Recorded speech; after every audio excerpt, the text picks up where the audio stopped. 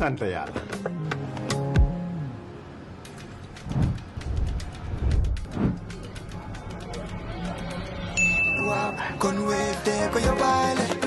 looy xaar utal Wave nga scan nga fay te nag doo ci yokku dara.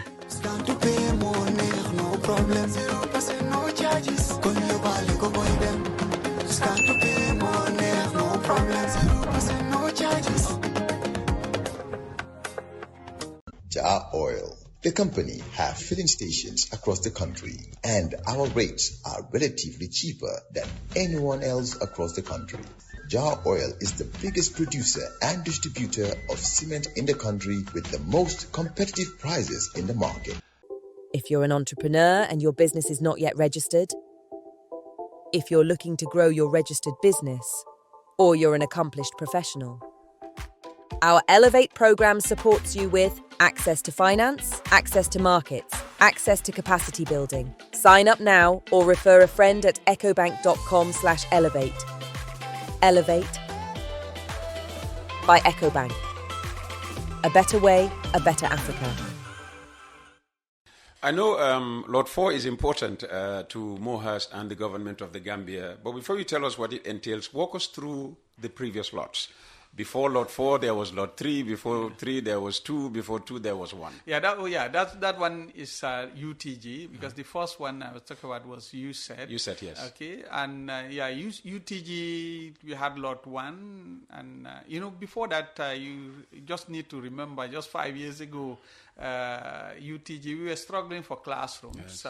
Fighting students, lecturers fighting against their fellow colleagues from other institutions, Gambia College, then Gambia College versus UTG, then MDI versus UTG for space, and so on. Students also the same thing, because they don't have enough chairs, they don't have enough classrooms, or UTG going to some junior and senior secondary schools to hire halls, really? Some halls that are not appropriate even for a university. That was what used to happen just 5 years ago.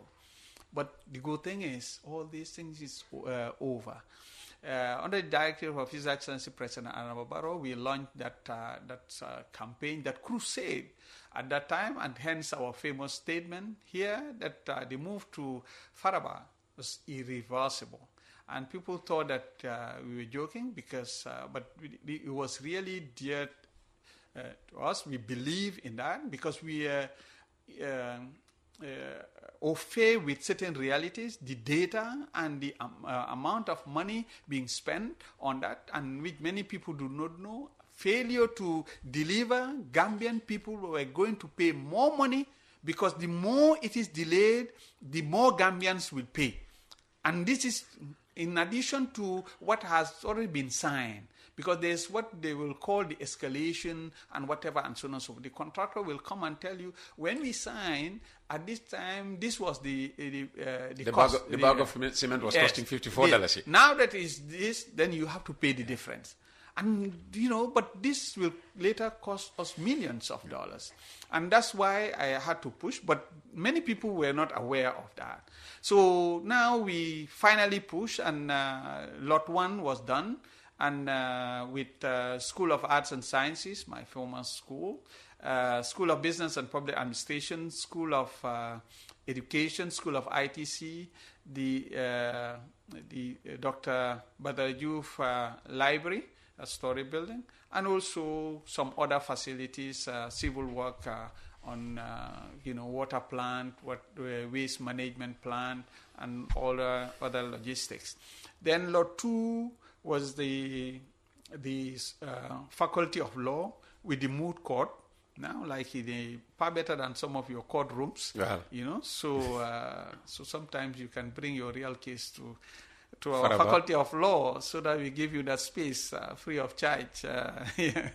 No, on a serious note, it's a very good campus there. And then also the Dr. Adesina School of Agriculture and Environmental Sciences, with 14 state-of-the-art laboratories, which they never had. Since the inception of the University of the Gambia, over 25 years now, they did not have those facilities. This is the first time they have that.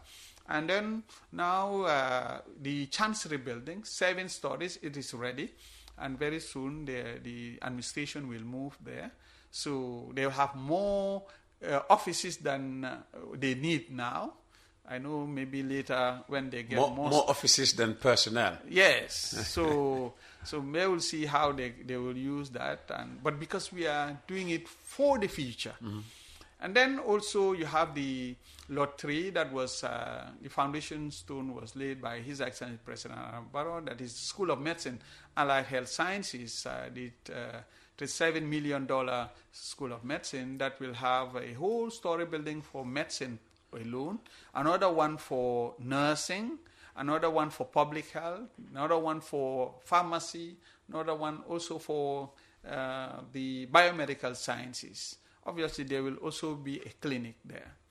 But then, the second component of that will be laboratories. 16 state-of-the-art medical laboratories will be available.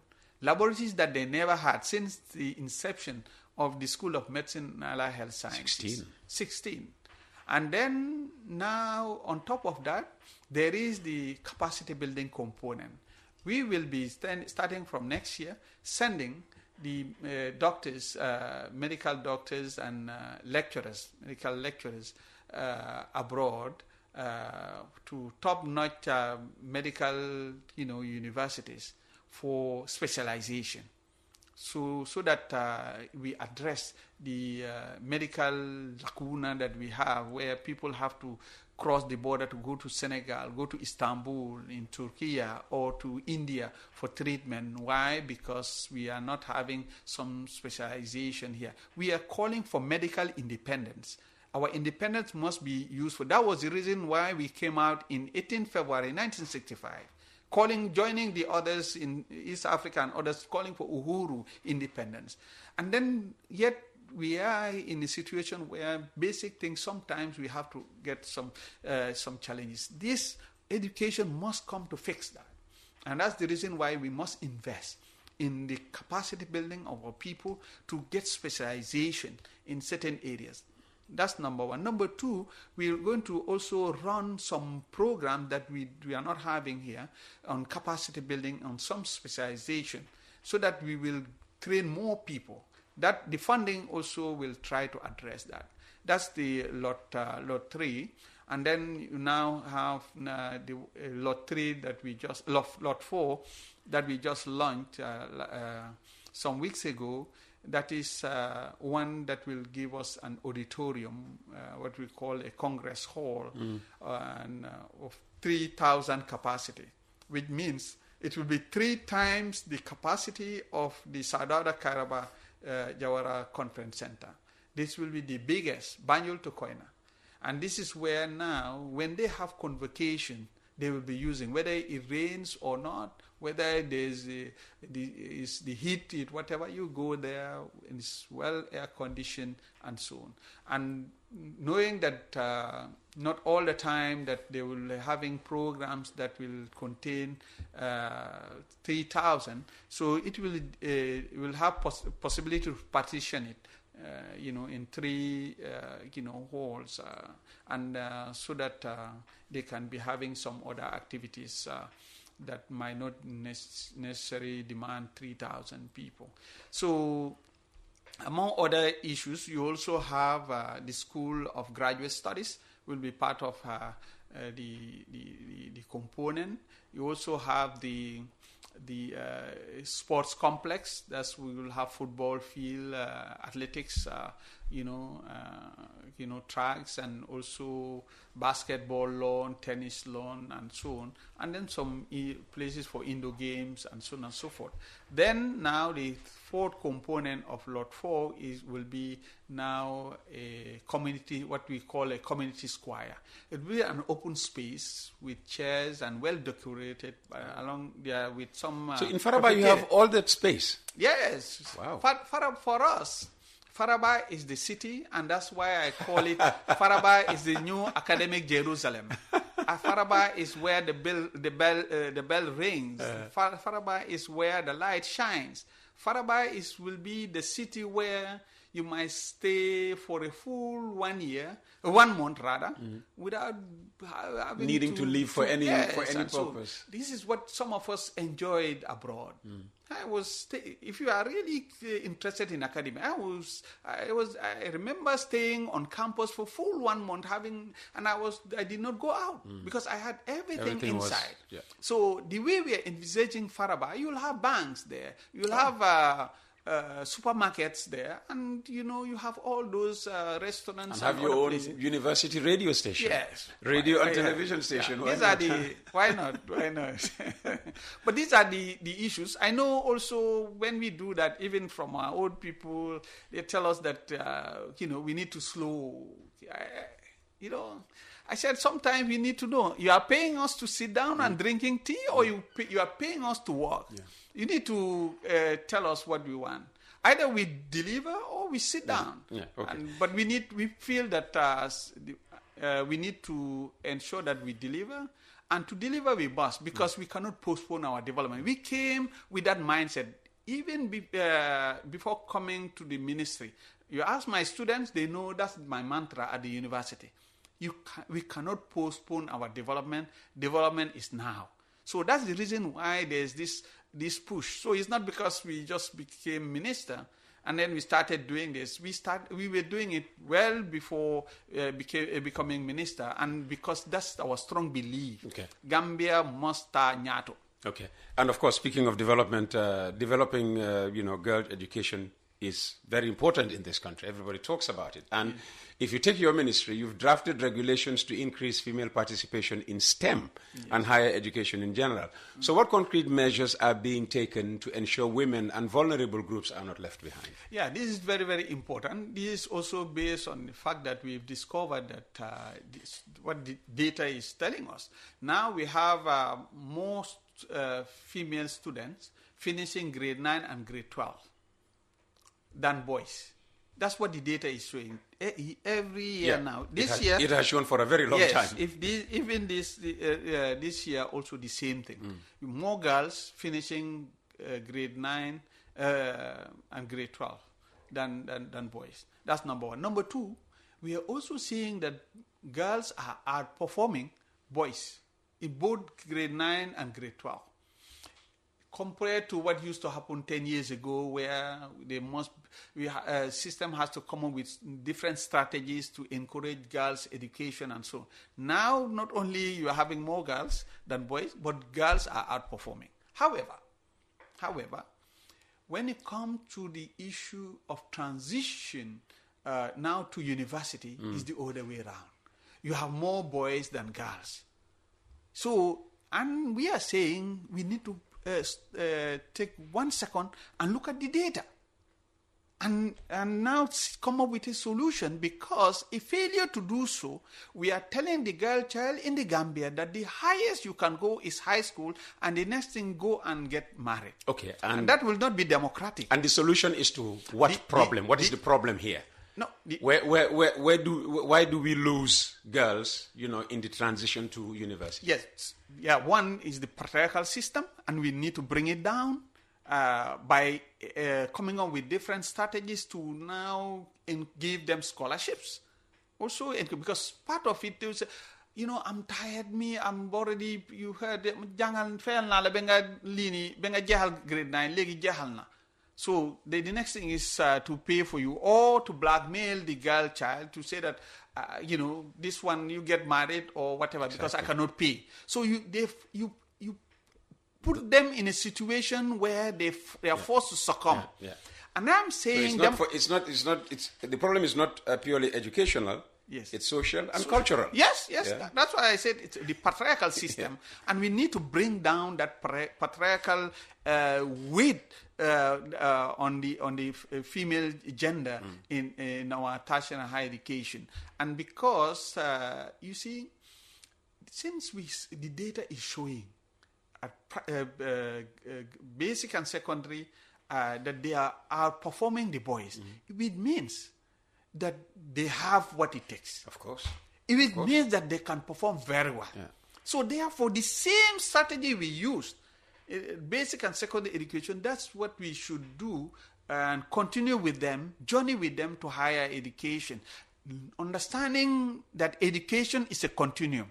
We should not put a Berlin Wall after grade 12 for the girl child. We need to allow the girl child to continue that academic journey. We need to liberate that positive energy in the girl child. Therefore, giving them scholarships, encouraging them, also having mentors, within the female gender. That's why you see even some of our heads of institutions and whatever within the academic circles, we don't have many female leaders at that level. And the girl child must see that example so that they can emulate.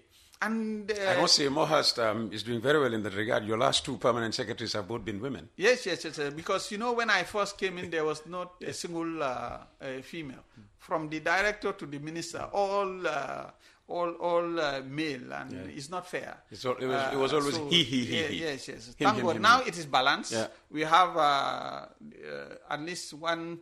We have minister and DPS technical who are men. Then you have PS and DPS admin and finance who are women. Yeah. So it is balanced. Yeah. So it is very, very good. And people now to see the other part of what the women folk can do. And because that is what is democratic. You cannot have 52% of the population being controlled by a minority. Yeah. So it's not fair, it is not just. We need to open up. We are not saying that, you just now we are not saying we are abdicating to the women 100%. Yes. We are saying having a balanced system where you give chance to everybody. You see, look, they are not taking our places. The women folk are not going to take our places. And I'll be very happy to be relieved of my responsibilities. Everybody will play their role. But then, if you want to, it will not work. Yeah. Let's talk about strategic partnerships because, literally, your ministry thrives on that. You're in partnership with the Turks, in partnership with the Chinese, in partnership with the Germans. But internally, you convened a high-level strategic partnership meeting. How did it go? Yeah, it went well because we wanted to sell our agenda, our vision, so that development partners know where we're heading to. And so to do that also, we don't want to be telling people, come and help us, give us money. And so we don't want that. I always say, I'm not an accountant. So we need to sit down and do our homework, which we did, come up with proposals and share that with them. And so they were very happy. And we've started getting the fruits of that. You see, I've told you that the World Bank has agreed now to support us for the USET Phase 2. And so that we will be coming up with 3 new engineering programs, such as the computer engineering and so on and so forth. But the other thing also is other partners, UN system. They have also, they told us that they've already included it in their program for the TVET component. So it is coming up, and MRC Holland Foundation is already, they were already convinced, and they are now building for us at the UEG, University of Education, the Gambia, building the new academic blocks for the degree programs out there. And then very soon they're going to do the renovation for the old blocks, and then build also new structures for dormitories. And end of month or early next month, HE will inaugurate the new campus in CRR North, in Medina Lamin Conte, in CRR North, in around Wasu N. Then end of the year, also in CRR South, in Pacha, another TVET center will be inaugurated, all through MRC Holland Foundation. We are not spending one butut. So through that, the whole campus, and our campuses will have academic blocks and staff quarters, student dormitories, and also other. So and for both female and male. So nobody, especially the parents, will struggle to say my children will not have where to sleep or accommodation issue. No, where you are, you'll have accommodation, and then also you'll have restaurants there. So that's the procedure. We're beginning to hear some students complain about not being able to, find jobs that align with their training. So how is MoHERST planning to, address this mismatch between education and labor market needs? Yeah, two things. One, it's now a policy. We now have some committees from exclusively, composed of people from the industry. So they are the one now to be advising the ministry. If we are to come up with new programs, if we are to come up with some activities, they will have a say. So that's the procedure now. And no longer more sit down in their corner and then start pontificating. The second thing also is we have the SIA fund, Skills, Innovation and Entrepreneurship Fund. And it has 3 windows. Window 1 is to be supporting the TVET centers so that they can see how to, both public and private, improve on their infrastructure, but also teaching and learning materials. So that's one. This window 3 will be to help the students to get stipend or scholarships and so on and so forth, so that it will address the issue of access and so on. Then window 3 is those youths who have some proposals and want to start their own business and so on, but they need some capital, they need some support, and we have that component for startups. They will be supported and so on. So end of this month, we'll be giving out another close to $80 million to all these TVET centers with His Excellency the President. And then we will also launch the new phases for the startups also. And another one for window 1, window 2, for them to come up with their proposals again, either them or the new ones for us to support. Okay. Because we have close to $400 million just for that for the next 5 years, which is unprecedented in the history of MoHERST. Okay. So that's 80 million per annum. No, it depends on the level of response from this. Last year we had around 20 something that we gave out million. So this time is 18 million. We are giving more than what we gave out last year. All right. I want us to end on some of the questions that have come in for you. Good morning, Uncle Peter. I have a question for the minister, but first I want to thank him for the scholarship that enabled me as a returnee to pursue my studies at the University of the Gambia. I have also witnessed another returnee benefit after I referred him for the same opportunity. I think I know the person. He was on the program. My question is, does the ministry have plans to expand such scholarship opportunities so that more returnees, despite their academic backgrounds, can access higher education as part of their reintegration?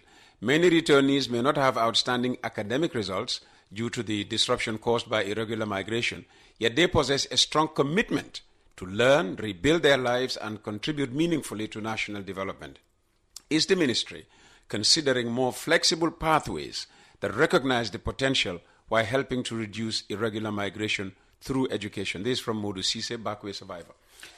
Yeah, the SIA fund that I talked about, the close to $400 million is meant for that.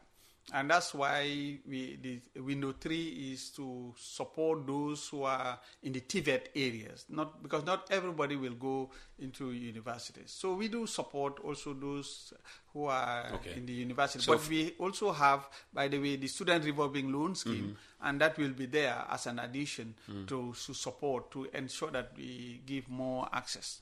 Okay, so the flexibility is only at TVET level. University of the Gambia will still demand, you have 4 core subjects here and da da da da da. The universities also have their own criteria. So we don't, influence Interfere. their. But then once they get the support, sometimes we do give them scholarships based on through excellence. The other one is needs. Some based on social issues. The other one also now with the advent of the student revolving loan scheme, they can also get funding, and then later they can pay after 1 year graduation. All right. It's already time for the next program, NATIP, a very important program, but we'll take another 10 minutes and then we will compensate accordingly. This is a comment. We asked for comments and questions. The minister's answer on the stipend payments points to weakness in their budget management, and also points to the fact that they are biting more than they can chew by sending more students than they can support from their budget lines. All is for political expediency than cutting your cloth according to your size. No, it's not based on that. These were based on some challenges here and there, but it's not based on what we... political expediency. Yes. Okay.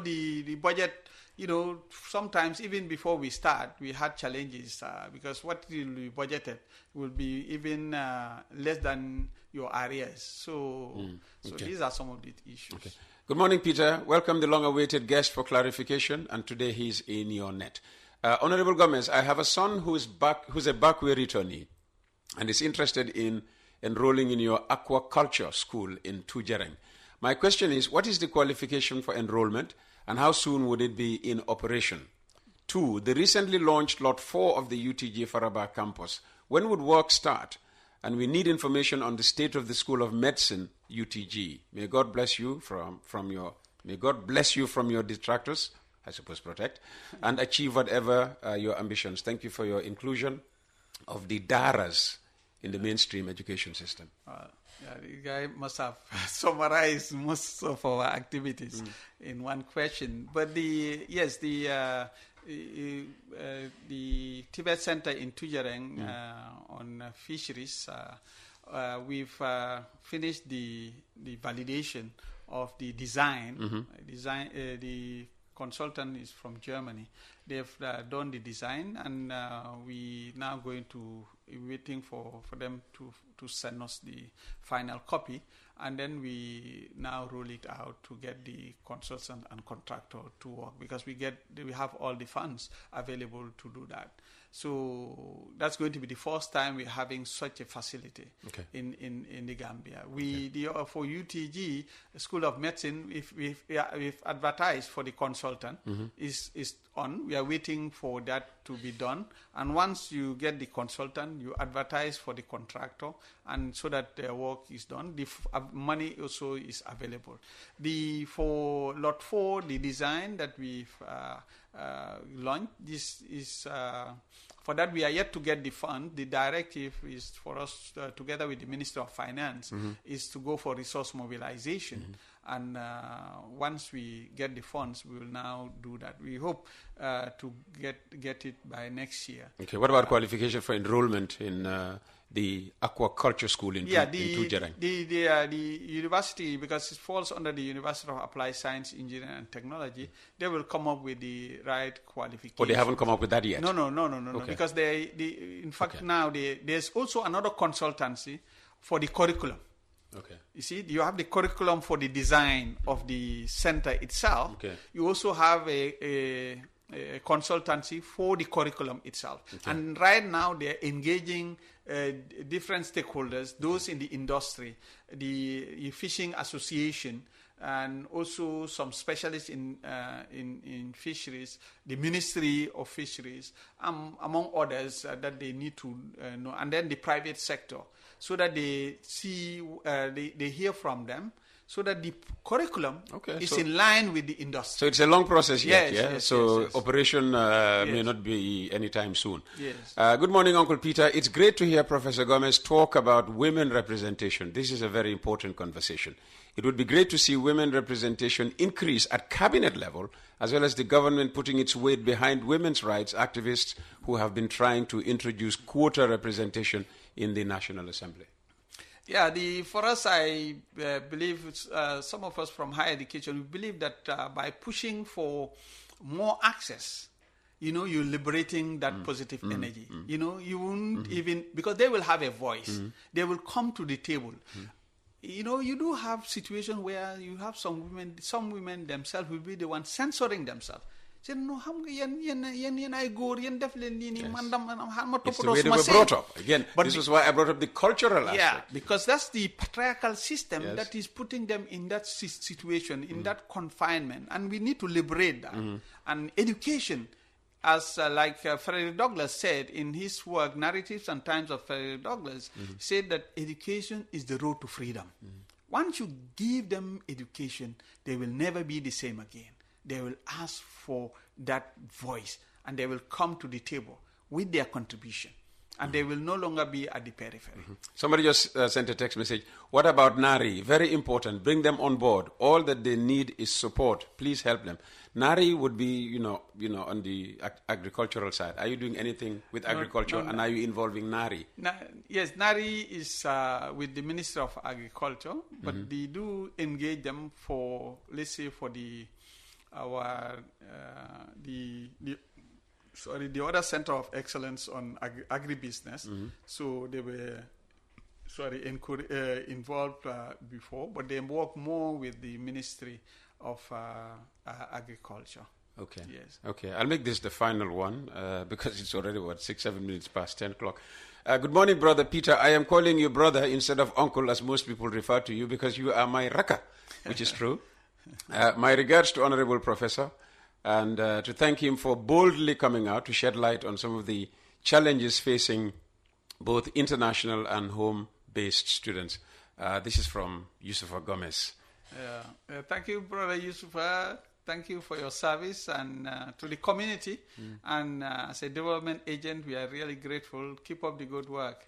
And as I always say, we are laborers of the Republic, and every Gambian must contribute their quota. And you are doing that, like many others.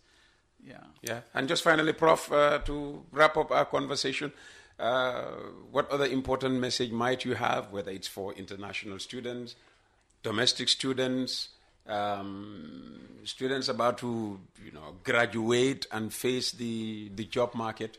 Yeah, we're telling them that we came up with the tripartite funds, and that is the student revolving loan scheme. That is another opportunity to support the students, not just the scholarships, so that it will create more opportunities for the youths of this country. We also have the TED Fund, Tertiary and Higher Education Trust Fund. Some weeks ago, they organized a career festival, and which is unprecedented for the first time in the history of the Gambia. And they are going to sponsor some public institutions and so on, UTG, USED, and UEG, and other public institutions. They are going to sponsor them in some other infrastructural development, because that's their main mandate. That's the technical arm of the ministry in support of our satellite institutions in those areas on infrastructural development and other teaching and learning aspect. You also have NARIF, National Research and Innovation Fund. They send their call for proposal till it is open till 15th of August, Sangmari Day. So go to their website. This is for researchers, institutions and individuals, and also innovators.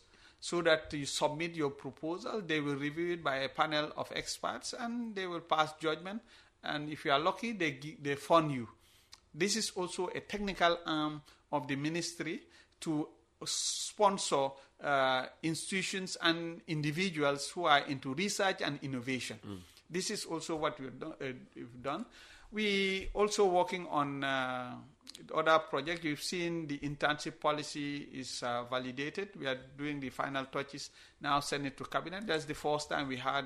Why is that important? Very important because we needed to have that synergy because everybody is doing things on their own, not well coordinated in terms of internship. And that's why you also see sometimes people will go for internship and the only thing they can do is to be bring attire or the you know, for their boss and so on and so forth. That was not the reason why they were there. They're there to learn and so on and so forth. So we're trying to see how we can have that dialogue with the industry and so that they can inform what is happening because what is going because to internship is supposed to benefit yes and it might create two possibilities there. One, a situation where at the industry level when students go to for internship they will be graded and it will appear in their transcript. That's also one option. So the other option also is it will appear in their transcript, but then it will not affect their CGPA, as opposed to the option one. The other one also is just for them to have the experience also, the hands-on.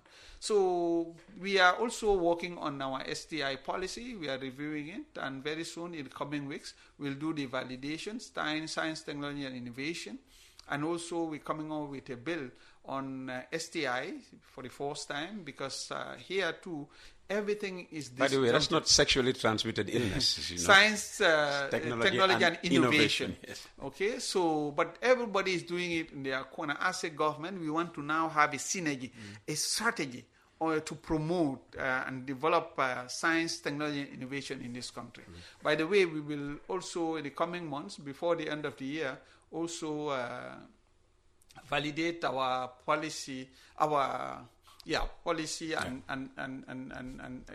bill on the Academy of Science. Also, this also geared towards promoting science. We will also validate very soon. This is the last one. I'll let you talk about. Yes, time is up already. the other policies. Let me put it that way. Let me stop here. Fantastic. That will be very, very important. There are many things that we are working on. We just need support. Our approach with development partners: don't give us money, give us equipment. We are not accountants, and we want people to buy equipment for us, and not give us money. That's our approach. That's why we don't have fiduciaries. But you will need money for the international students. Yes, that one, even there is with Accountant General doing the payment. But what I'm saying, for some of our activities and that we are doing, our approach is let them use another body for the fiduciary. That is those who will control the money, and so that the money will not come to the ministry. We are not accountants. We don't deal with funds. We don't want to handle that. We want to deal with the activities, deal with the policies, and not to be a judge and a jury at the same time. Like, for instance, our World Bank projects, we said we are the fiduciary aspect of it, let it be with the Minister of Finance, with CPCU. They are the one handling it. So that we don't touch the money. Prof, we have to say, but thank you very much for everything. Thank you so very much. Well, tomorrow we have another minister with us, Dr. Cisse. Normally, I would start at 9 o'clock with him, but tomorrow he will start with me at 8 o'clock, because at 9 o'clock we're going to have Honorable Almame Jiba, and there's so much to talk with him, especially with the border tensions now between us and Senegal. So Honorable Almame Jiba tomorrow from 9 o'clock, possibly to 10:30 and even 11 o'clock, and Dr. Cisse, 8 o'clock to 9 o'clock. Thanks for listening. Thanks for watching.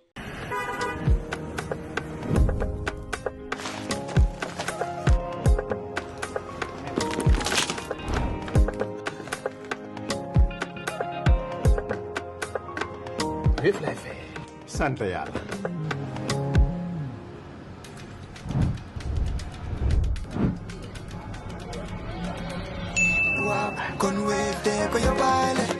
looy xaar utal Wave nga scan nga fay nag doo ci yokku dara.